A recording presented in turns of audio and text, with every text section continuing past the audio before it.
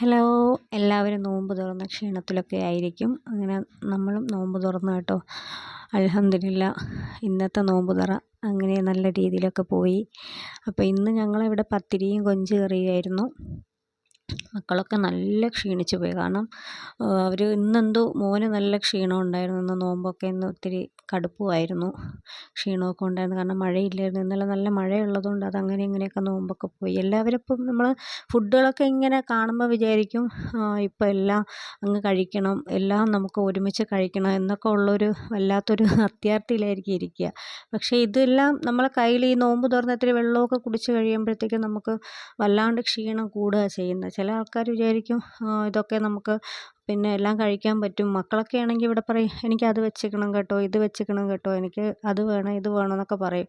പക്ഷെ സത്യം പറഞ്ഞാൽ അവർക്ക് ഒരു ഗ്ലാസ് ജ്യൂസും 2 കാരക്കയും കുറച്ച് ഫ്രൂട്ട്സൊക്കെ കഴിക്കുമ്പോൾ നട്ട്സൊക്കെ കഴിച്ച് കഴിയുമ്പം തന്നെ അവർക്ക് മതിയാവും. അപ്പോൾ ഇന്ന് നമ്മുടെ ഇതിലുള്ള സ്പെഷ്യലൊക്കെ ഇതാണ് കേട്ടോ. ഇന്ന് തണ്ണിമത്തൻ ജ്യൂസും തണ്ണിമത്തനും ഡ്രൈ ഫ്രൂട്ട്സും പത്തിരിയല്ല, സത്യം പറഞ്ഞാൽ അത് ഒറട്ടിയാണ്. ഒറട്ടിയും പിന്നെ കൊഞ്ച് കറിയും ഇതൊക്കെയാണ്. അപ്പം നിങ്ങളെല്ലാവരെയും നല്ല രീതിയിൽ നോമ്പ് തുറന്നെന്ന് വിശ്വസിക്കുന്നു. അപ്പം നാളെ നല്ലൊരു വീഡിയോ ആയിട്ട് വരുന്നവരെ ബൈ ബൈ.